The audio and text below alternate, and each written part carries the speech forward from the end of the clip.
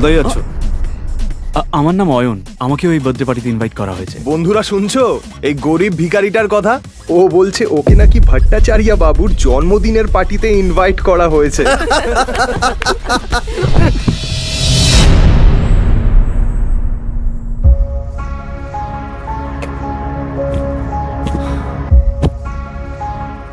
Rusha baby, চলো বাড়ি যাই। বেবি? রুষা, তুমি এই ভিখারিটাকে চেনো নাকি? কই না তো। Who the hell are you? এটা শুনেই অয়ন অবাক হয়ে যায়। এর আগেও রুষা অনেকবার অয়নকে অপমান করেছে। রুষা, চলো এবার বাড়ি যাই। এ ভিখারি, বেরো এখান থেকে। সিকিউরিটি, একে ঘাট ধাক্কা দিয়ে বের করে দাও। ঠিক সেই সময়ই বার্থডে বয় ভট্টাচার্য সেখানে হাজির হয়, আর তার নজর গিয়ে পড়ে অয়নের ওপর। অয়ন তার জন্মদিনে এসেছে এটা দেখে সে অবাক হয়ে যায়। অয়ন রয় চৌধুরী স্যার, আপনি আমার পার্টিতে এসেছেন?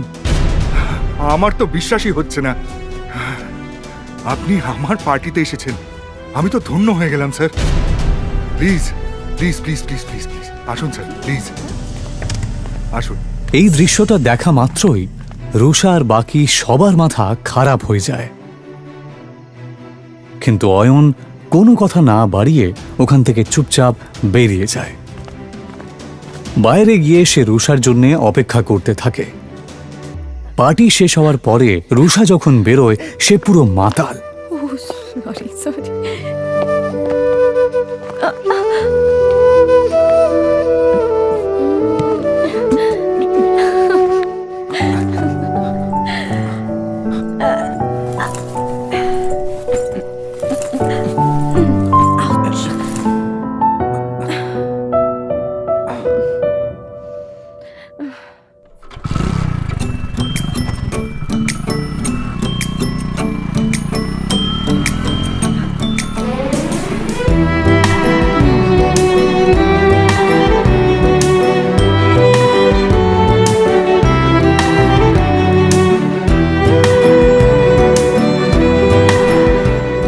তাকে নিয়ে অয়ন কোনো মতে নিজের শ্বশুরবাড়ি পৌঁছায়।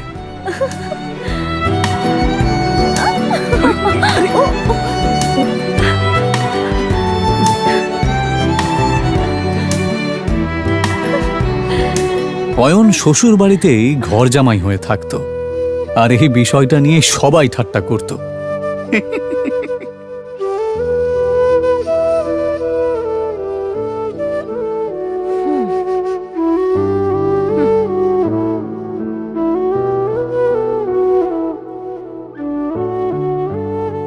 বাড়িতে ঢোকার সময় রুষার কাজিন সূর্যর সাথে দেখা হয়। এভাবে বেঁচে থাকতে লজ্জা হয় না? অয়নকে চুপ থাকতে দেখে রুষার কাজিন সিস্টার সায়নী বলে ওঠে, সূর্য বাদ দে এর কথা। জানি না রুষা কি দেখেছে যার জন্য একে এখনো বাড়ি থেকে ঘাট ধাক্কা দিয়ে বের করে দেয়নি।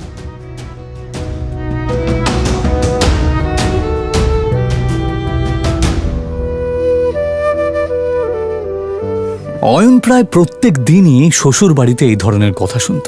ওর এইসব কথা শোনার অভ্যেস হয়ে গেছিল। ওরা সবাই এই রকম ব্যবহার করলেও ও এদেরকে ক্ষমা করে দিত, কারণ ও রুষাকে সত্যিই খুব ভালোবাসত। নে খা।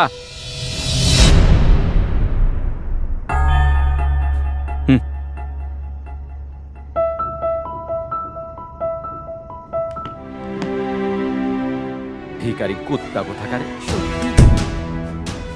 ওর একটাই দুর্বলতা ছিল, যার জন্য ওকে দিনের পর দিন এভাবে অপমান সহ্য করতে হচ্ছিল।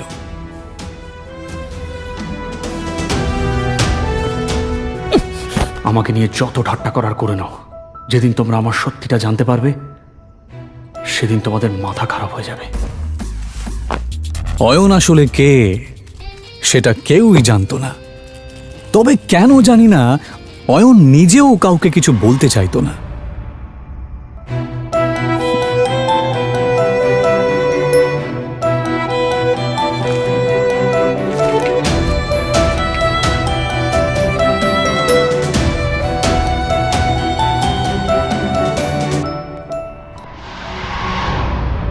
ওকে শুধুমাত্র শ্বশুর বাড়ির লোকেরাই নয়, এমনকি শাশুড়িও পর্যন্ত অপমান করত। উনি রুষা আর অয়নের ডিভোর্সও করিয়ে দিতে চেয়েছিলেন।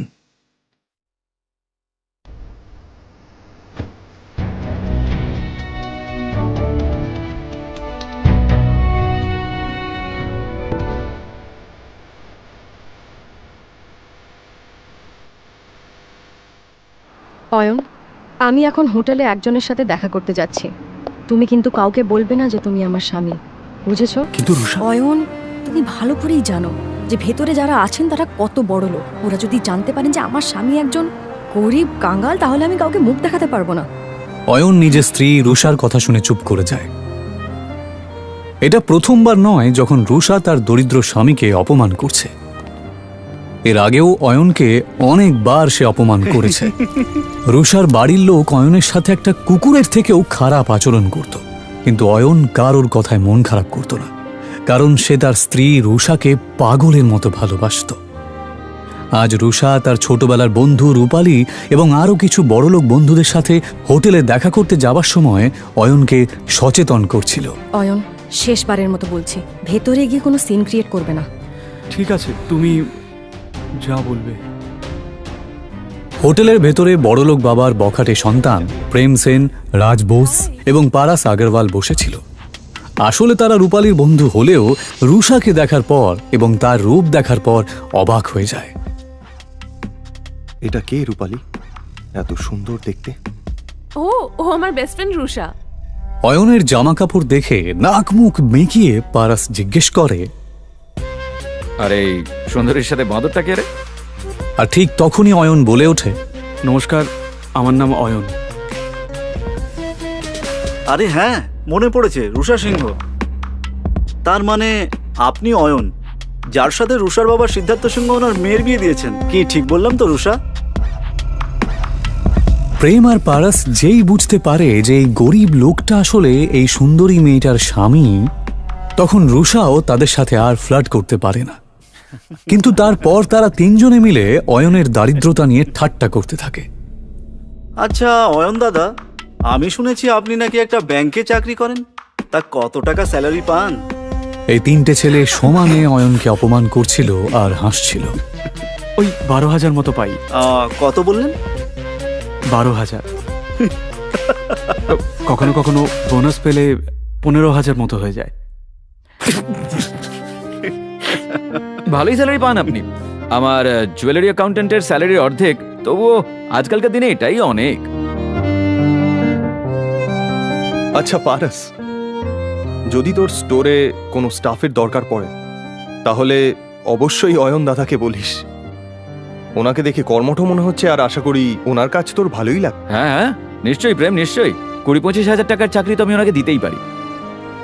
আচ্ছা অয়ন দাদা, আপনি চাইলে কাল থেকেই জয়েন করতে পারেন। তারা কাকে জব অফার করছিল? অয়নকে। ও চাইলে তাদের তিনজনকেই কিনে ফেলতে পারত। অয়ন যে আসলে অয়ন রয় চৌধুরী এটা কেউই জানতো না। এমনকি রুষা এবং তার বাড়ির লোকেরাও এটা জানতো না যে এই গরিব অয়ন আসলে কে। অয়নও যেহেতু এই আসল সত্যিটা কাউকে জানাতে চায় না, তাই সে এমনভাবে এই পরিস্থিতিটা সামলালো যে কেউ কিছু বুঝতেই পারল না। ও বলল, ধন্যবাদ মিস্টার আগরওয়াল, আপনার অফারটা সত্যি খুবই ভালো। আপনি যে আমার জন্য এতটা ভেবেছেন, এজন্য আপনাকে ধন্যবাদ জানাই। তবে সত্যি বলতে আমি গয়নাগাটির ব্যাপারে বিশেষ কিছু জানি না। এদিকে রুষা অয়ন আর রূপালীর বড়লোক বন্ধুদের মাঝের কথোপকথন শুনে রেগে যায়। আরে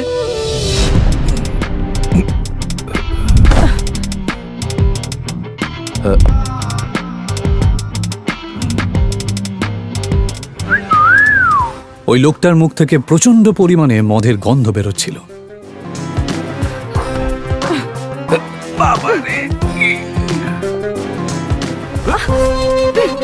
দেখে তো মনে হচ্ছে ভালোই এনার্জি আছে। অসভ্য লোক, তোর সাহস কি করে হয় আমার সাথে সব কথা বলার? ছেড়ে দাও আমাকে। এই দাঁড়া দাঁড়া বলছি। কি বললি? আমি অসভ্য? আগে নিজেকে দেখ, বেশি নাটক করিস না, বুঝেছিস? ছেড়ে দে আমাকে। রুষা এবার কোনো কিছু না ভেবে লোকটার গালে একটা সপাটে চড় মেরে দেয়। স্যার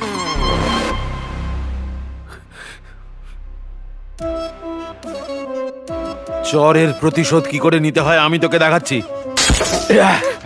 রুষা কোনো কিছু বুঝতে না পেরে ভয়ে চোখটা বন্ধ করে নিলেও সেই ভাঙা বোতলটা তাকে ছুঁতেও পারে না। রুষা দেখে যে একটা হাত সেই বোতলটাকে তার কাছে আসতেও দেয়নি।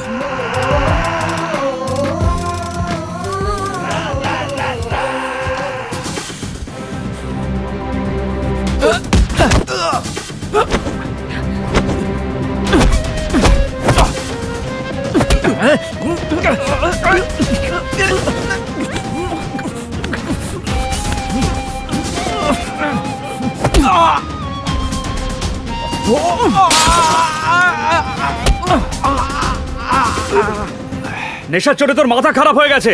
যদি নিজের ভালো চাস তো এক্ষুনি আমার স্ত্রীর পা ধরে ক্ষমা চা আর বেরিয়ে যা এখান থেকে।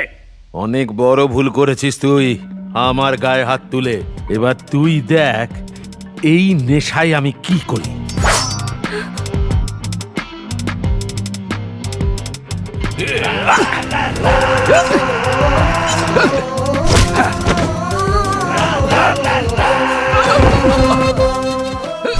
অয়নের এই আচরণ দেখে রুষা অবাক হয়ে যাচ্ছিল।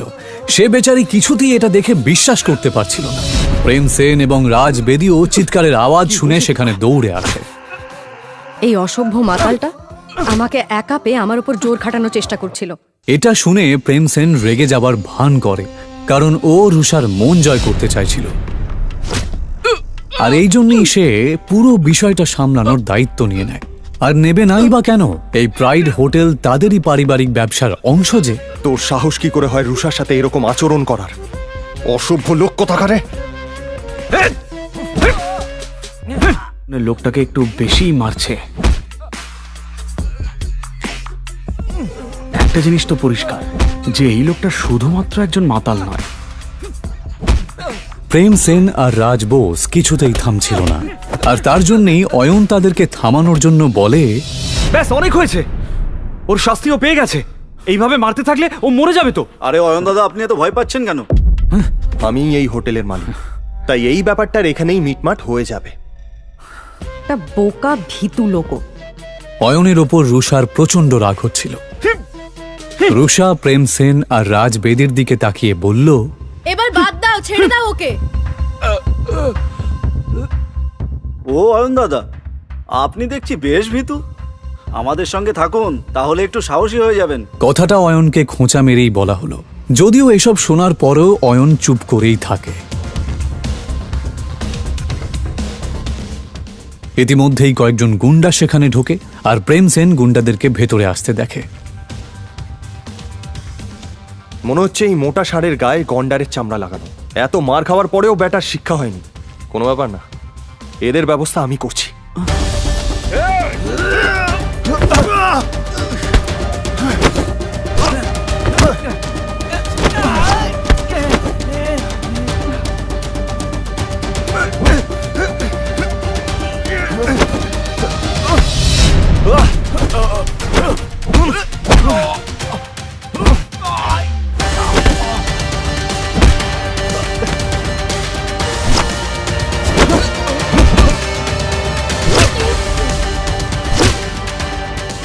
প্রেম সেন ভালোই মারপিট করতে জানত, কারণ ও কারাটেতে ব্ল্যাক বেল্ট ছিল।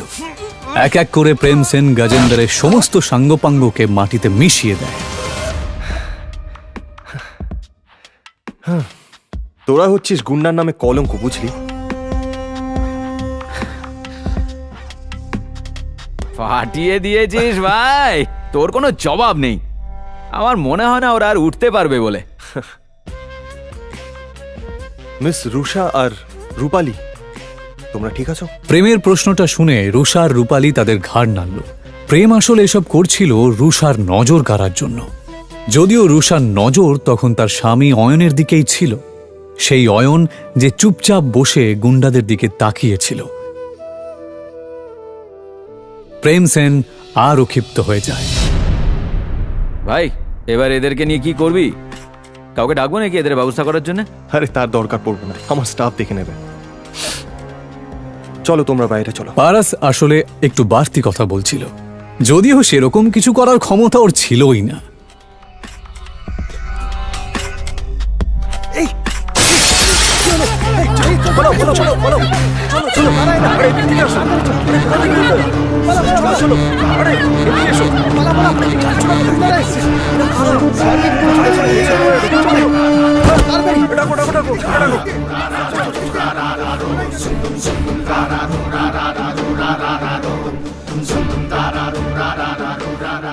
আচ্ছা, তোমাদের এত বেশি সাহস? যদি তাই হয় তাহলে আমার সামনে এসো। সেই তো, ভয় কেন পাবো? তোদের হারানোর জন্য সাহসের কি প্রয়োজন? কিন্তু এই কথাটা বলার পরই প্রেম সেনের মুখ বন্ধ হয়ে যায়। রবিদা, নিজের সামনে দাঁড়ানো লোকটাকে দেখা মাত্রই প্রেম সেনের থোতা মুখ ভোঁতা হয়ে যায়, কারণ তার সামনে দাঁড়ানো লোকটা আর কেউ নয়, সে ছিল রবিদা।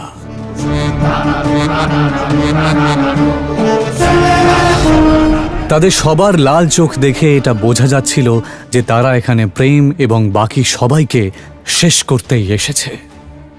তাদের তিনজনের অবস্থাপন্ন পরিবারের লোকেরা সুরক্ষার ভয়ে যেই রবিদাকে টাকা পাঠায়, আজ সেই রবিদাকে সে খেপিয়ে দিয়েছে। এইমাত্র আমাকে কে চ্যালেঞ্জ করলো? দাদা, আমি তো ঠাট্টা করছিলাম, আমি জানতাম না ওখানে আপনি দাঁড়িয়ে আছেন। আমায় ক্ষমা করে দিন। ও, ঠাট্টা করছিলি বুঝি? হ্যাঁ, তা হতেই পারে, ঠাট্টা তো হতেই পারে। তাহলে একটা ঠাট্টা আমিও তোর সাথে করি। দাদা, এটা কথা বলে মীমাংসা করলে হয় না?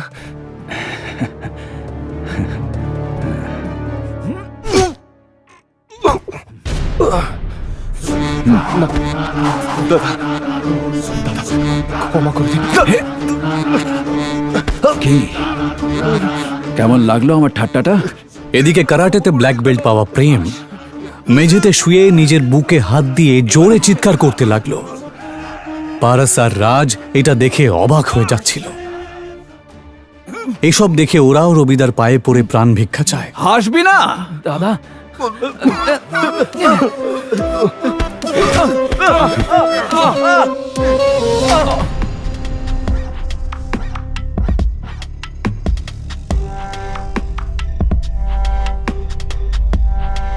ওঠাতে পারছিস না?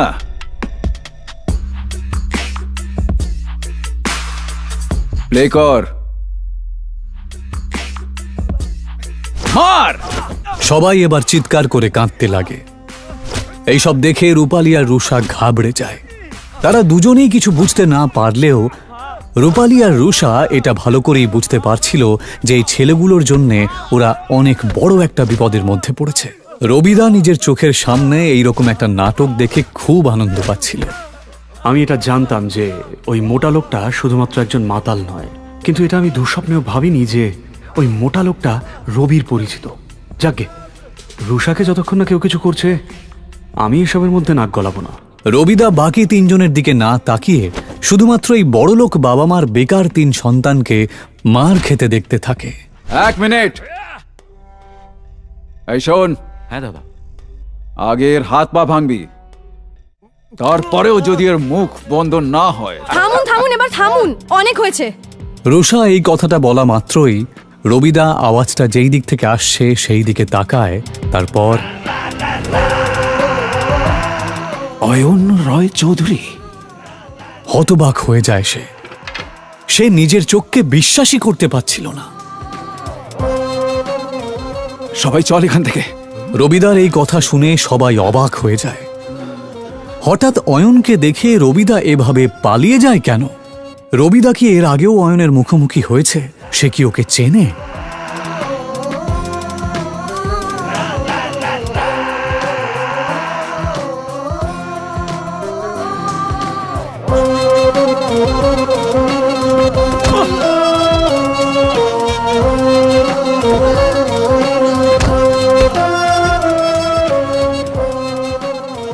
সত্যি কি অয়ন একজন আরবপতি? যদি তাই হয় তাহলে সে কেন এভাবে দিনের পর দিন অপমান সহ্য করছে? রুষার বাবা অয়নের মতন একটা গরিবের সাথে কেন তার বিয়ে দিয়েছে?